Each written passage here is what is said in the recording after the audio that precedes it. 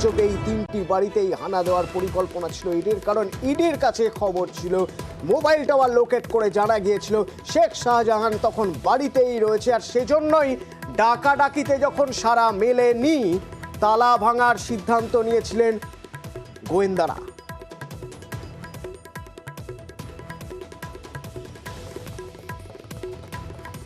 এবং শুধু তাই নয়, গতকালের এই ঘটনার পর এবার কড়া পদক্ষেপ করতে চাইছে ইডি।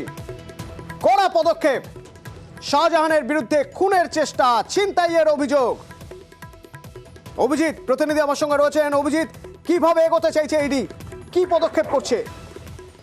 অতনু, ইডি একদিকে যেমন কেন্দ্রীয় স্বরাষ্ট্র মন্ত্রককে এই বিষয়ে সমস্ত বিষয় জানিয়ে অভিযোগ করেছে, তাদেরকে গতকাল কিভাবে হেনস্থা এমনকি তাদের বিরুদ্ধে খুনের চক্রান্ত হয়েছিল সেই অভিযোগ তারা করেছে। পাশাপাশি তারা স্থানীয় এই সন্দেশখালী এলাকার নেজাত থানায় এখানে শাহজাহান শেখ এবং তার অনুগামীদের বিরুদ্ধে তারা নির্দিষ্ট অভিযোগ করেছেন।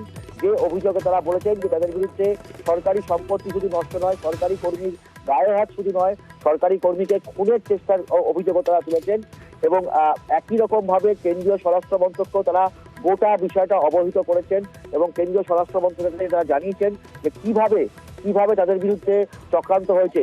যে সময় তারা অভিযান করেছিলেন সেই সময় শাহজাহান শেখ সে বাড়িতেই ছিল এবং সে বাড়িতেই ছিল, যে কারণে শাহজাহান শেখ ভেতর থেকে বাইরের তার অনুগামীদেরকে প্ররোচিত করে, উত্তেজিত করে এবং তারপরেই এই উত্তেজিত অনুগামীরা তারা ইডির আধিকারিকদের এবং কেন্দ্রীয় বাহিনীকে ঘিরে ধরে এবং তাদেরকে যেভাবে হেনস্থা করে, যে কোনো সময় তাদের মৃত্যু পর্যন্ত ঘটতে পারত, এমনটাই অভিযোগ করেছে এনফোর্সমেন্ট ডাইরেক্টরেট একদিকে নেজাত ফেলায়, পাশাপাশি তারা কেন্দ্রীয় স্বরাষ্ট্র মন্ত্রকও এই একই বিষয়ে অভিযোগ করেছে। ধন্যবাদ অভিজিৎ।